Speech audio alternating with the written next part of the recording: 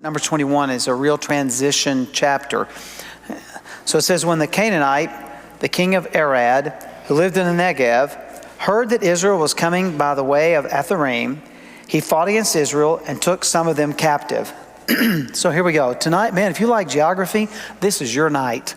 I mean, this is your night. This is going to be Geography 303, Bible geography. So here is the good map, just kind of the way the land is laid out, and we'll see if we can help a little bit here with it.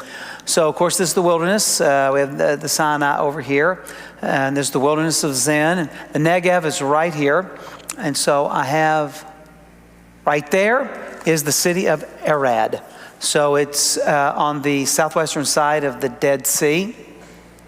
And he comes out. Israel at this time has not crossed over because the Moabites have refused, and they are told, you're not going to have this land as yours. And so this king comes out to fight with them. Now, why would he come out to fight with them? Well, when Israel doesn't go east to the east side of the Dead Sea, what's your other option? The west side of the Dead Sea. There you go.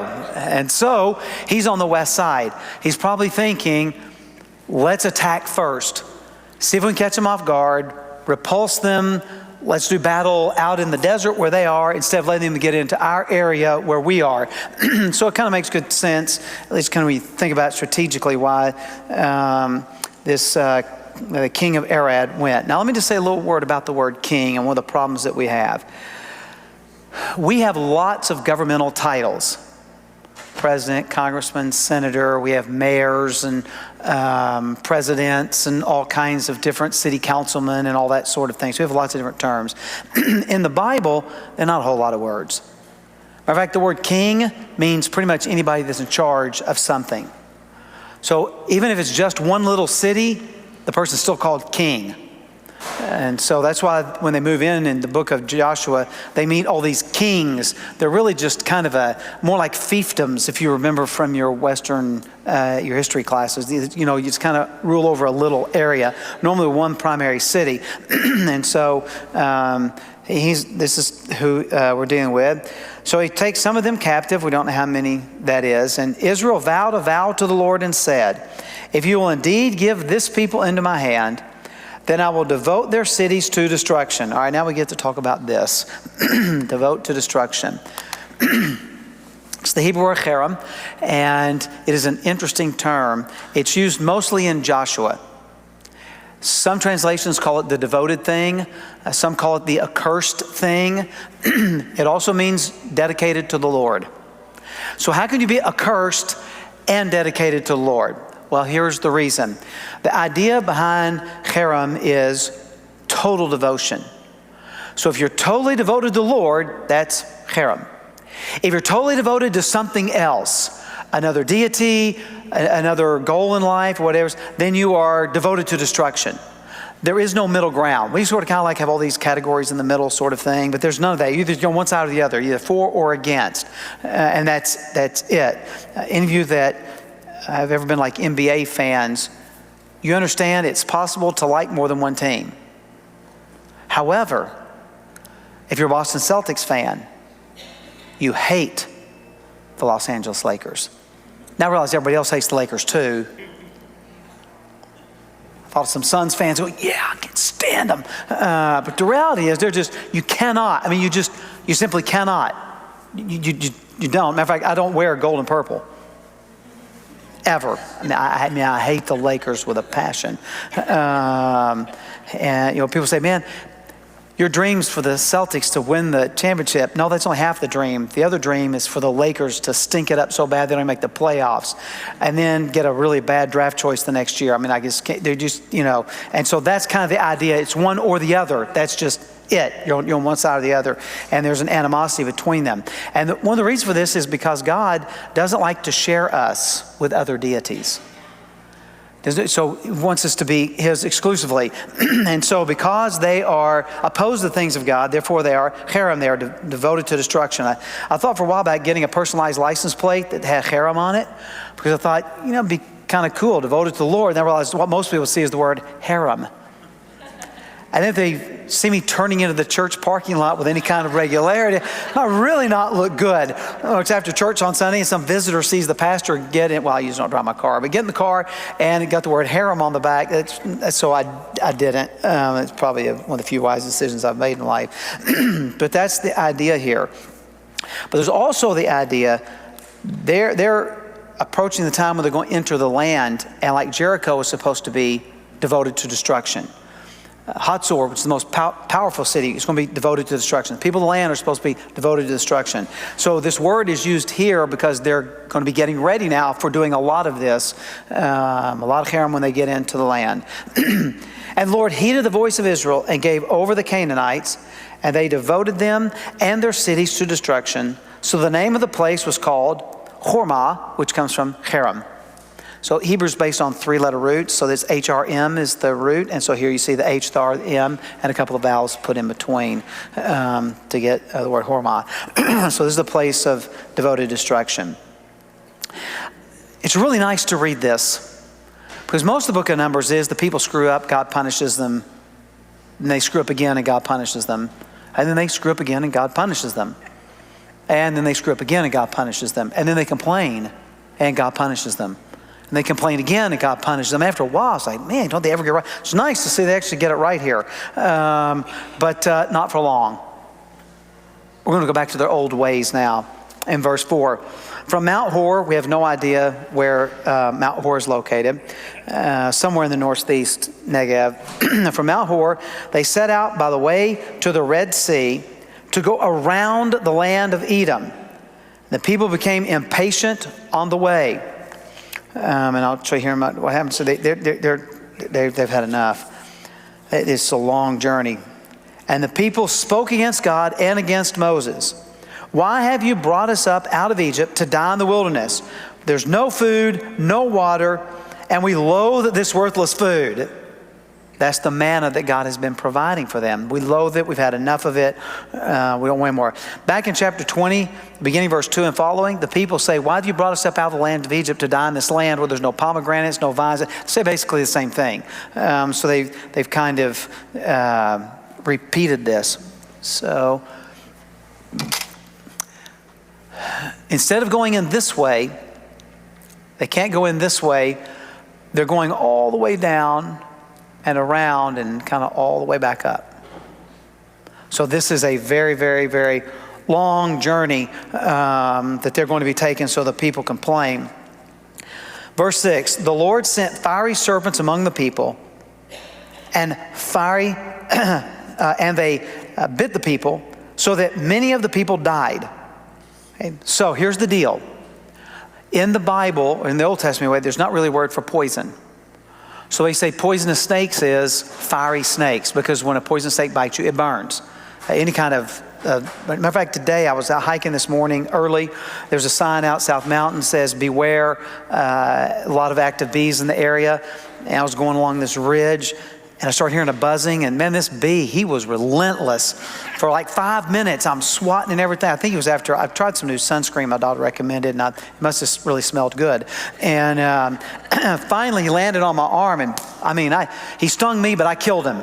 And I quoted verses, you will smite his heel, but he will crush your head, from Genesis. So I was like, but I mean, so I killed him, yes, and I hiked a little bit further, and it started burning. That sorry sucker stung me. And I look down, it's still kind of red even tonight. I'm kind of looking down thinking, man, that lousy thing killed me. And I thought, well, it's all right though. He's dead. And I'm not allergic to bees. And so, but he was kind of, they'll get warm and they'll burn. So it's fiery. So these are poisonous snakes. And when they bite the people, many of them die. So they're dying by being bitten. And we don't know what kind of snake it is. And I always love commentators who try to figure out what kind of snake it is. I don't know. But it's poisonous, and usually poisonous snakes are not really that good. That's most people's opinion.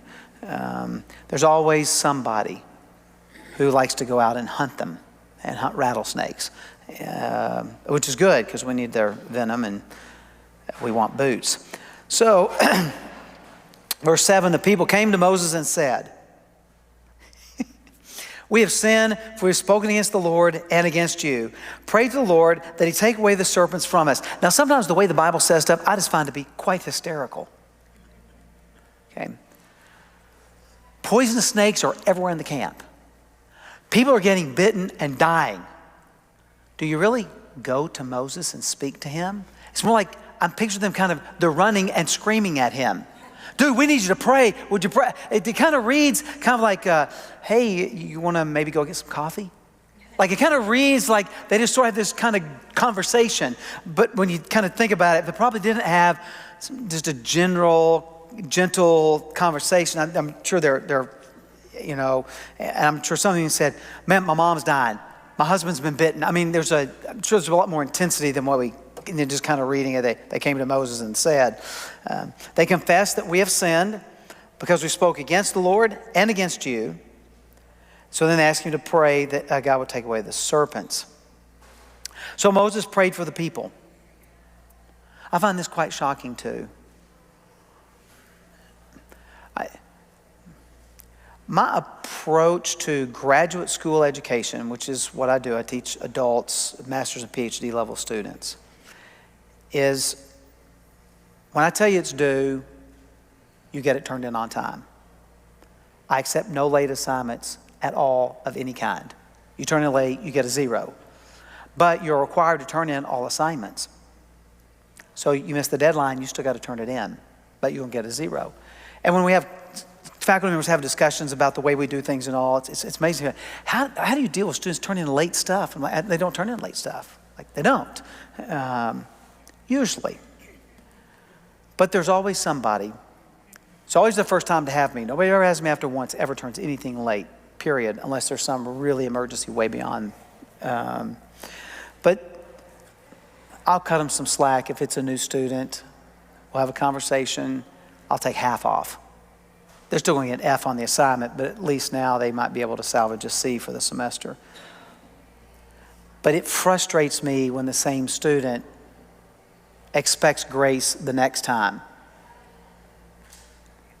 And especially if they ask for grace a third time. I have a limit, and it's shorter than most people. And I'm aware of that, but I'm like, it's due, turn it in. And when a student says, why are you so harsh like that? I'm like, because this is life. I can't get up on Sunday morning and say, hey, could I turn in my sermon tomorrow for a few points off? Like when it's time, it's time. Can you imagine if I showed up at one of your family members' funerals, say, I just didn't have time to get the funeral message together, but can I email it to you tonight? I wouldn't be a pastor for very long, at least not at that church. You can't, so life is deadlines. That's just the way that it is. And so it's like, I'm trying to help you with life. It's called get a calendar. And so, Moses, at what point do you think Moses is thinking, I'm not praying for y'all anymore? In the last chapter, you complained. You're complaining again. The whole life has just been one long, I've had enough of your complaining. I'm done. You go pray. I'm not going, but no, Moses doesn't. He goes and he prays for the people again. And the Lord said to Moses, make a fiery serpent and set it on a pole, and everyone who is bitten, when he sees it, and I'm going to just see, but actually it's the idea of look at it, shall live. So Moses made a bronze serpent, set it on a pole, and if a serpent bit anyone, he would look at the bronze serpent and live. So what he does is pretty obvious. It is, though, a question, why does God do it this way? Act of faith. Those that look at the serpent, trusting that they'll be healed, because the bronze serpent doesn't do anything. Now, you may have a translation that doesn't translate it as bronze, but translates it as copper. This, again, is a limitation of Hebrew language. Copper and tin mixed together form bronze. Okay. And so we're not sure if it's just a straight copper or if it's bronze, but doesn't really matter. What is interesting is the word. They tells them that the word that's translated bronze or copper is very similar to the word for serpent. So make a serpent. Make it look like a serpent. So it's some kind of brownish, reddish sort of snake. It's in the desert and it bites people and it's poisonous. I'm thinking rattlesnake. But maybe not. Maybe it was something else. It wasn't a copperhead, we know that, because copperheads are poisonous, but no one's ever died from one in the United States. They don't carry enough poison. Water moccasins are black, coral snakes are striped. Maybe it was a cobra. We don't know, but whatever it was, you didn't want to get bit by it. If you did, you wanted to look at the bronze serpent. So that, or if yours says copper, it's the same idea. So 2 Kings chapter 18 is kind of interesting, because the bronze serpent's going to show up again in shocking fashion. So in 2 Kings 18, in the third year of Hoshea, son of Elah, king of Israel, Hezekiah, the son of Ahaz, king of Judah. So we're talking, Hezekiah ruled somewhere in the late 700s BC, about 730, give or take a couple of years, 732 if you want to be exact. But anyway, so we're talking about late 730s. Moses, depending on what date is taken for the Exodus, 15th century, 13th century, we're looking somewhere between 500 and 700 years before 2 Kings 18. Okay, so that's a long time. It's like longer than the United States has been around. So he begins to reign. And he was 25 years old when he began to reign, and he reigned 29 years in Jerusalem. His mother's name was Abi, the daughter of Zechariah, and he did what was right in the eyes of the Lord, according to all that David his father had done. He removed the high places and broke the pillars and cut down the Asherah.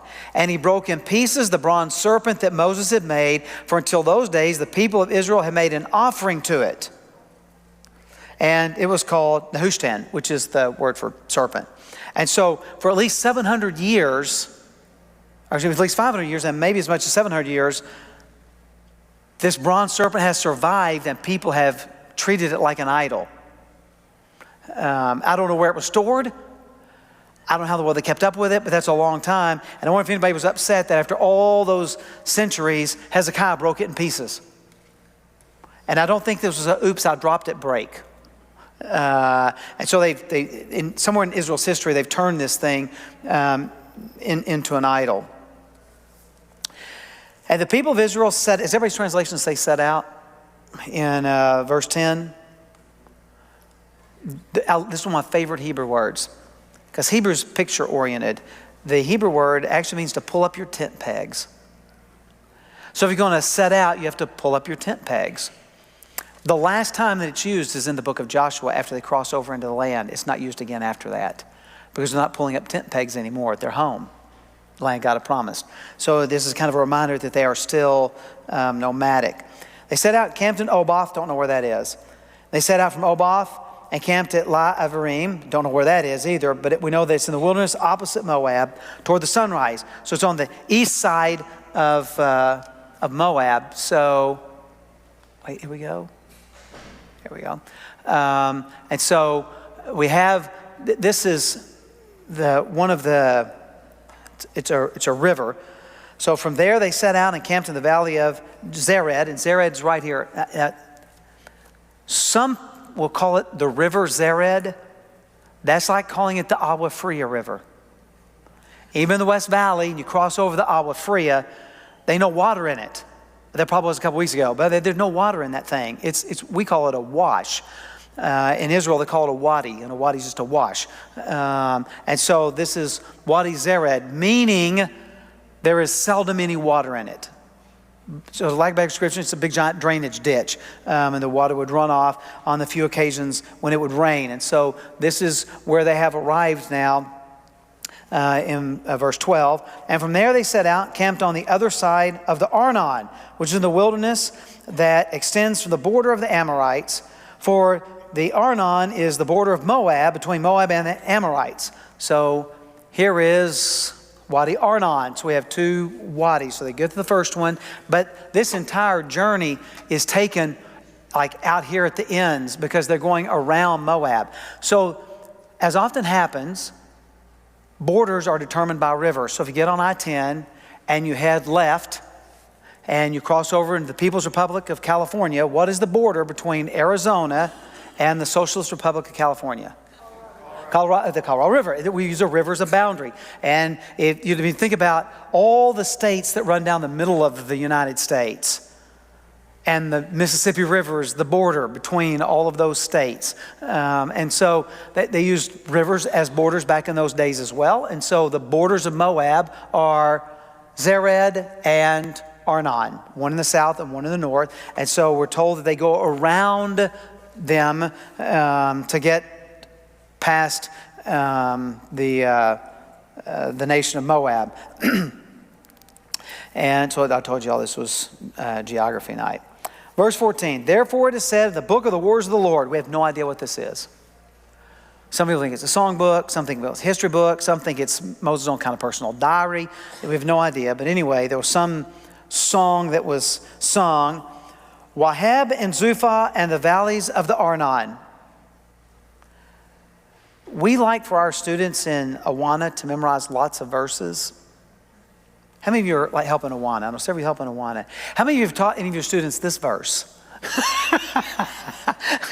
They should probably get like double bucks if they memorize this verse. And so these are just the valley of the Arnon is the one up there in the north. And the slope of the valleys that extend to the seat of Ar and leans to the border of Moab. That's it. He just quotes. And so what he's saying is we have reached the northern border of Moab, and that's going to be very, very important for what's going to follow and really for much of the rest of the history of the people. And from there they continued to Beer. And yes, it's pronounced beer. And no, this isn't Miller time.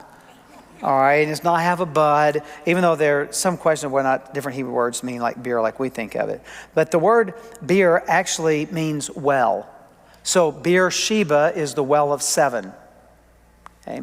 And Beer Lahoi is the well where God sees and all of that.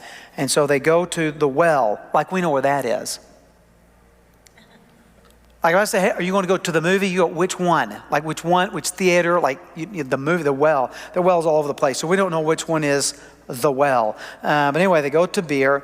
That is the well of which the Lord said to Moses, gather the people together so that I may give them water.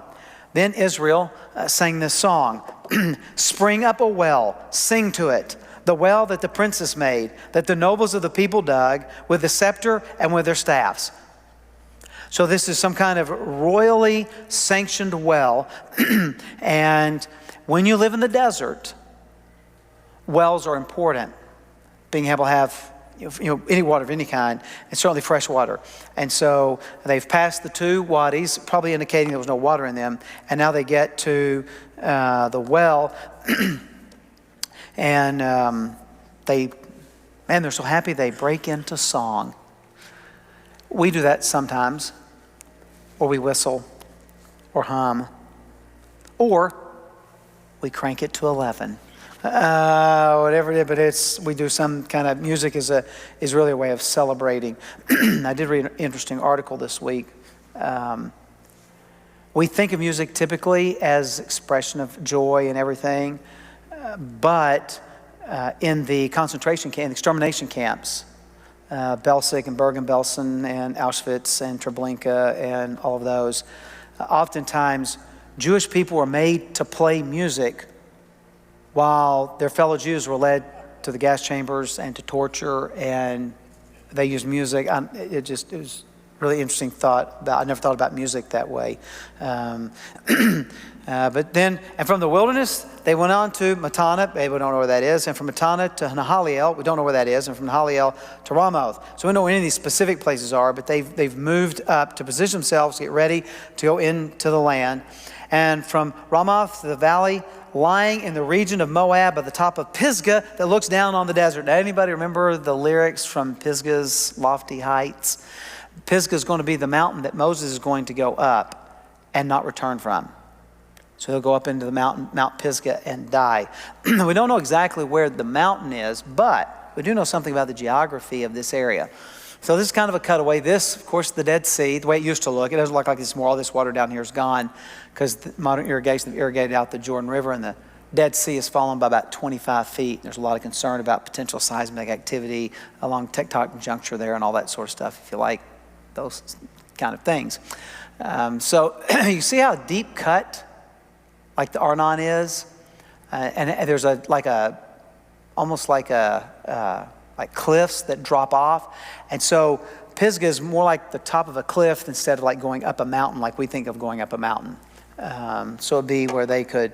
So it's somewhere in that area, and this, of course, is the Jordan River. And if they're on the east side, what is on the west side from this area? Right here.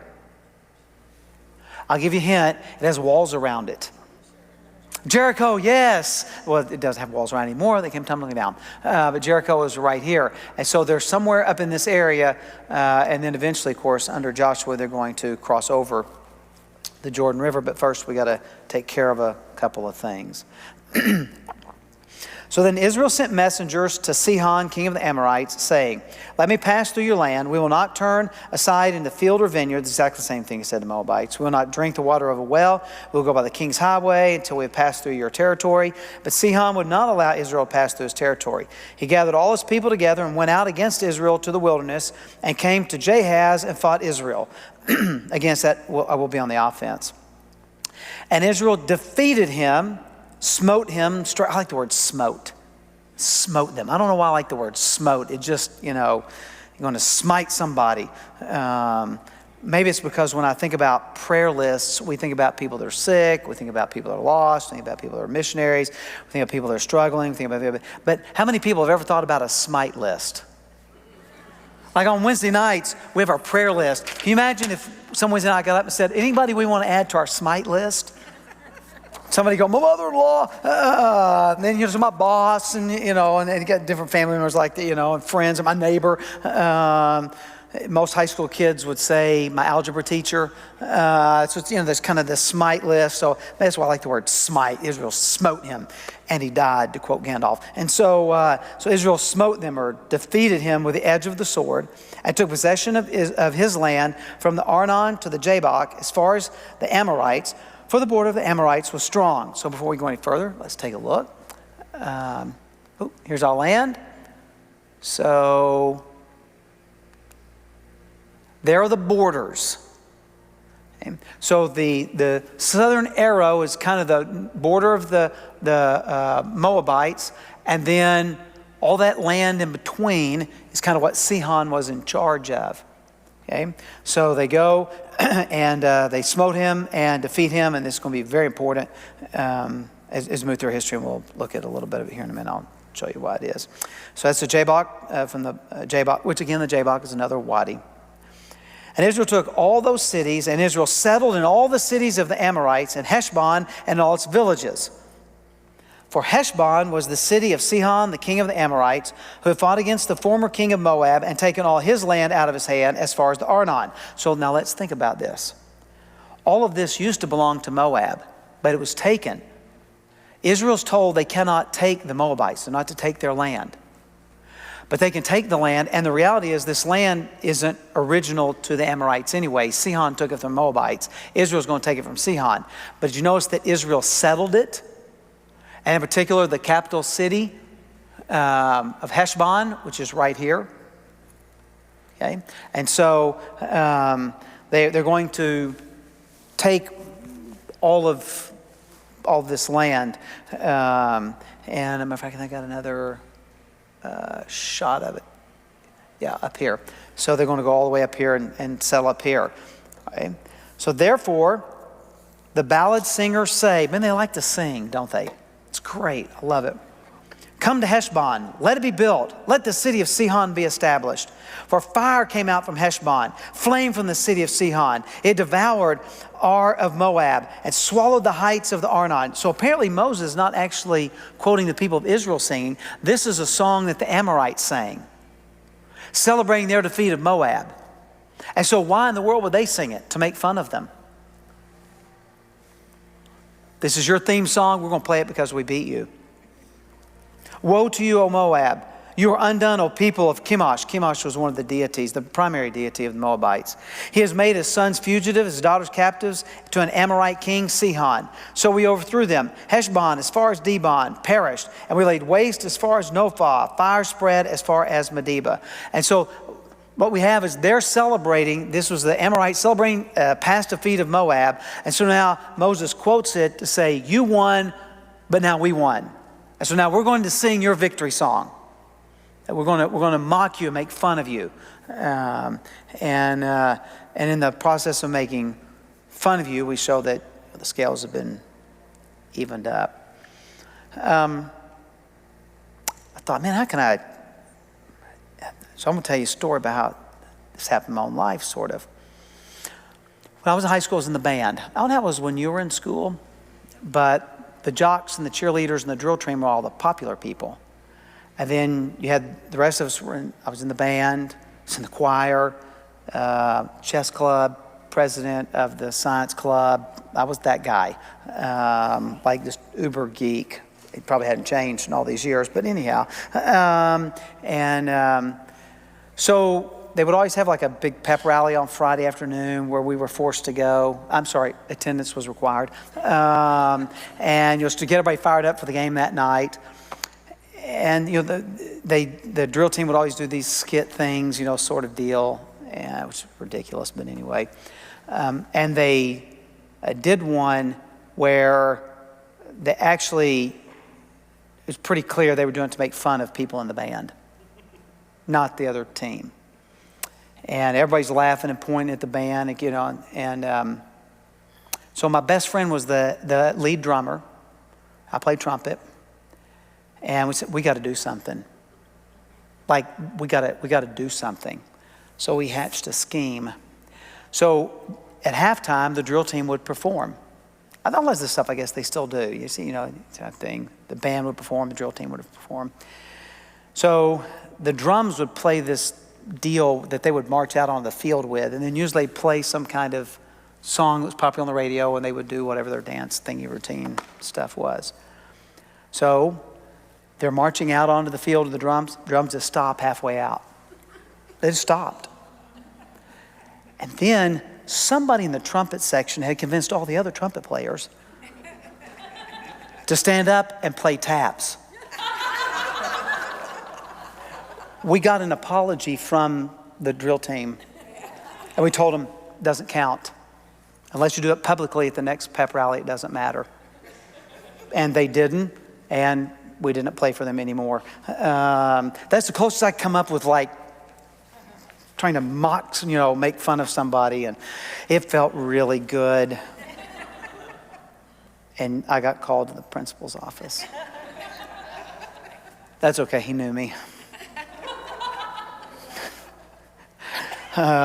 So that's what Moses is doing. So thus Israel lived in the land of the Amorites, and Moses sent to spy out. The word spy is actually the word for slander someone.